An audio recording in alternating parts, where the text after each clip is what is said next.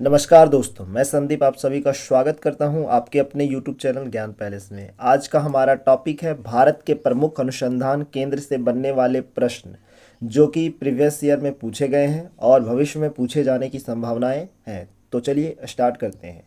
आज का पहला प्रश्न है हमारा कि विक्रम साराभाई स्पेस सेंटर कहाँ स्थित है।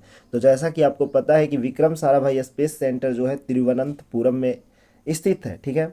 आज का दूसरा प्रश्न है हमारा कि कवकों का अध्ययन क्या कहलाता है। इसमें कवकों का अध्ययन क्या कहलाता है। कवकों का अध्ययन कहलाता है माइकोलॉजी। ठीक है। और शैवालों का अध्ययन क्या कहलाता है, फाइकोलॉजी। ठीक है, ये याद रखेंगे हम लोग। तीसरा प्रश्न है सिक्कों का अध्ययन क्या कहलाता है। तो जैसा कि हम लोग जानते हैं कि सिक्कों का अध्ययन जो कहलाता है वो क्या कहलाता है, न्यूमिस्मैटिक कहलाता है। क्या कहलाता है, न्यूमिस्मैटिक। ठीक है। चौथा प्रश्न है आज का कि सेलुलर और मॉलिकुलर, सेलुलर और मॉलिकुलर जीव विज्ञान केंद्र कहाँ है। तो सेलुलर और मॉलिकुलर जीव विज्ञान जो केंद्र है वो आपका हैदराबाद में है। ऑप्शन नंबर ए सही हो जाएगा इसका।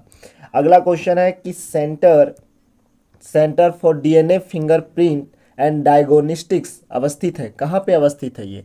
तो जैसा कि आपको पता होगा कि ये हमारा हैदराबाद में स्थित है। ठीक है। आज का छठा नंबर प्रश्न है कि आधुनिक वर्गीकरण का पिता किसे कहा जाता है। आधुनिक वर्गीकरण का पिता जैसा कि पता है लिनियस को कहा जाता है। ठीक है। कोशिका का अध्ययन क्या कहलाता है। तो कोशिका का अध्ययन क्या कहलाता है, सातवां नंबर क्वेश्चन है। तो ये कहलाता है साइटोलॉजी। क्या कहलाता है, साइटोलॉजी। कोशिका सिद्धांत का प्रतिपादन यानी कि कोशिका का जो सिद्धांत था वो किसने दिया। तो कोशिका का जो सिद्धांत था वो स्लाइडन एंड स्वान ने दिया था। कौन दिया था, स्लाइडन एंड स्वान।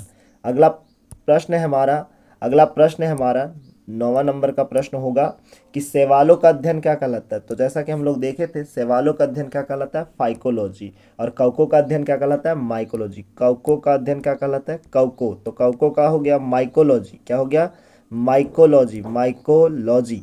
ठीक है। और शैवालों का अध्ययन फाइकोलॉजी। तो इतना बात याद रखेंगे हम लोग। अगला प्रश्न है कि नेशनल केमिकल लेबोरेटरी कहाँ स्थित है। तो नेशनल केमिकल जो लेबोरेटरी है वो आपका स्थित है पुणे में। कहाँ पे, पुणे में। इतना बात याद रखेंगे। अगला प्रश्न है कि मलेरिया रिसर्च सेंटर कहाँ स्थित है। तो मलेरिया जो रिसर्च सेंटर है वो आपका दिल्ली में स्थित है। इसका सही आंसर बी हो जाएगा, दिल्ली में। तो अभी आप देख रहे होंगे कि कितने प्रश्न आपके सही हो रहे हैं या गलत हो रहे हैं, तो उतना ध्यान में रखिएंगे। अंगूरों का उत्पादन उत्पादन संबंधित है। अंगूरों का उत्पादन किससे संबंधित है। तो जैसा कि आप जानते हैं विटीकल्चर से अंगूरों का, सेरीकल्चर से रेशम कीटों का, पीसीकल्चर मछलियों का और एपीकल्चर मधुमक्खियों का। इतना बात याद रखेंगे। नेत्र रोग का चिकित्सक कहलाता है। नेत्र रोग का चिकित्सक क्या कहलाता है। नेत्र जो आंखों की जो देखते हैं वैसे डॉक्टर जो आंख का इलाज करते हैं उसको क्या कहते हैं। तो उसको कहते हैं ऑप्थाल्मोलॉजिस्ट। क्या कहलाते हैं, ऑप्थाल्मोलॉजिस्ट। तो इसका आंसर सही आंसर हो जाएगा बी। अगला प्रश्न है कि वेटनरी रिसर्च इंस्टीट्यूट कहाँ है। तो वेटनरी जो रिसर्च इंस्टीट्यूट है वो आपका कहाँ है। तो इसका सही आंसर हो जाएगा आपका कि ये है आपका ये आपका सही आंसर इसका हो जाएगा। इसका सही आंसर हो जाएगा इज्जत नगर। कहाँ पे, इज्जत नगर, वेटनरी इज्जत नगर। ठीक है। ये हमारा सेट नंबर 2 है। सेट नंबर इससे पहले हो चुका है, अगर उसको नहीं देखें आप तो उसको ज़रूर देखें। अगला क्वेश्चन है 15 नंबर का क्वेश्चन कि किस विज्ञान में पक्षियों से संबंधित अध्ययन किया जाता है। तो पक्षियों से संबंधित जो होते हैं ऑर्निथोलॉजी है।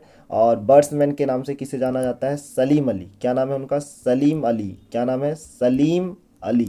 तो ये याद रखेंगे। और ठीक है।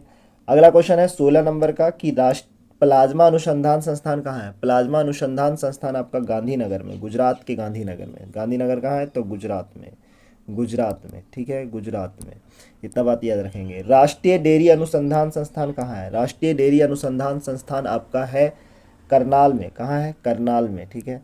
अगला प्रश्न है वायरस का अध्ययन कहलाता है। वायरस का अध्ययन क्या कहलाता है। तो जैसा कि अभी आपको पता है कि वायरस का अध्ययन क्या कहलाता है, वायरस का अध्ययन कहलाता है वायरोलॉजी। क्या नाम है, वायरोलॉजी।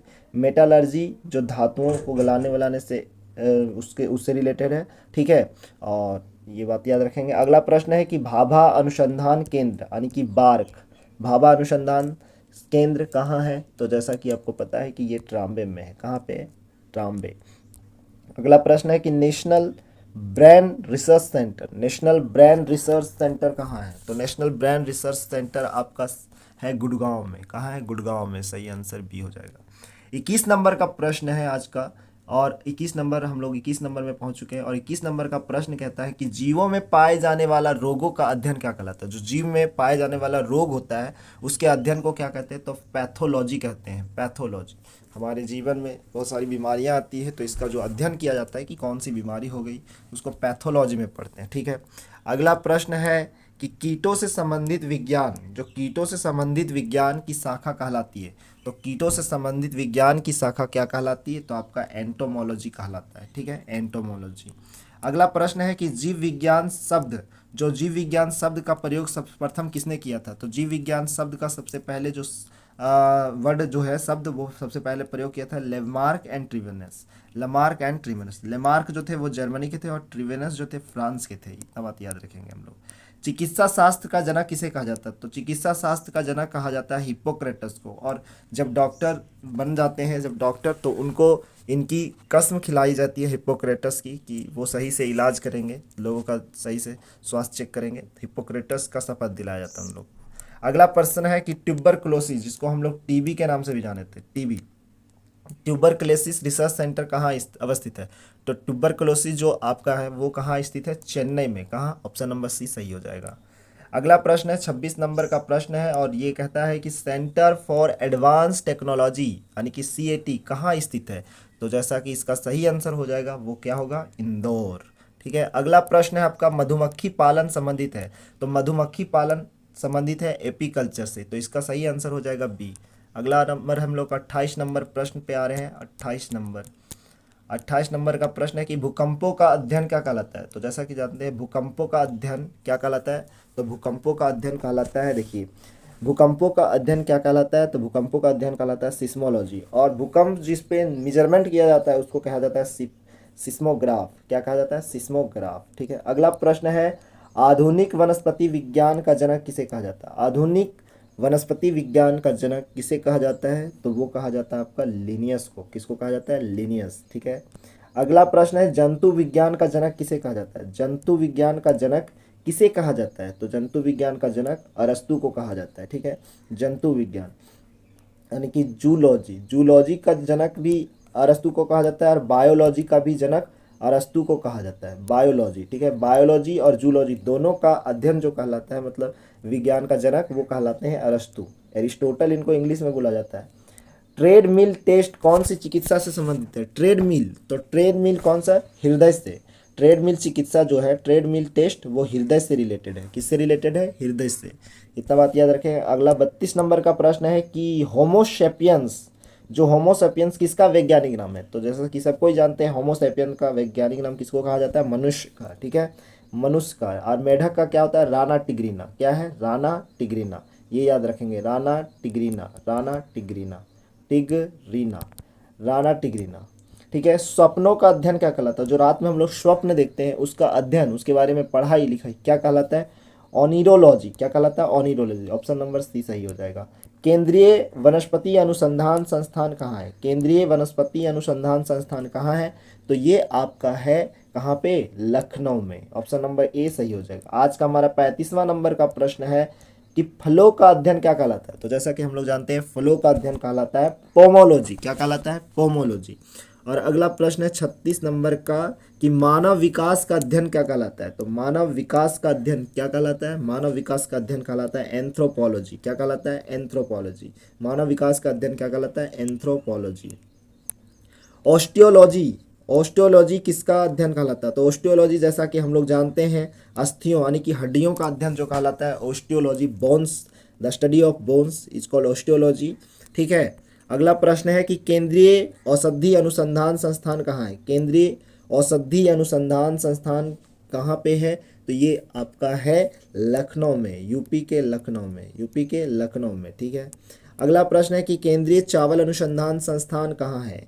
अगर केंद्रीय पूछा जाए तो ये है कटक ओडिशा में। कहाँ है? कटक ओडिशा में, कटक ओडिशा। ठीक है, कटक ओडिशा में। लेकिन आपको अगर पूरे विश्व में पूछेगा कि विश्व चावल अनुसंधान कहाँ है, तो वो हो जाएगा आपका वो हो जाएगा मनीला, यानी कि मनीला में हो जाएगा। जो मनीला कहाँ है? फिलीपींस में है। कहाँ है? फिलीपींस में। ये याद रखेंगे हम लोग। अगला प्रश्न है लास्ट, और आज का लास्ट प्रश्न है कि कीटों का अध्ययन क्या कहलाता है? तो कीटों का अध्ययन क्या कहलाता है? तो ये कहलाता है एंटोमोलॉजी। क्या कहलाता है? एंटोमोलॉजी। वीडियो देखने के बाद आपको लगा होगा कि ये सारे प्रश्न पूछे गए हैं और अभी भविष्य में आने की संभावनाएं हैं। तो ये वीडियो आपको कैसा लगा कमेंट में ज़रूर करके लिखिएगा, और इस चैनल को अभी तक आप सब्सक्राइब नहीं किए हैं तो इसे अवश्य कीजिएगा, और अपने दोस्तों तक, अपने व्हाट्सएप ग्रुप में, टेलीग्राम ग्रुप में इसको ज़रूर शेयर कीजिएगा। और अगर इसका पीडीएफ आप चाहते हैं तो डिस्क्रिप्शन बॉक्स में इसका टेलीग्राम चैनल का लिंक दिया, उसमें ज़रूर जुड़ जाए।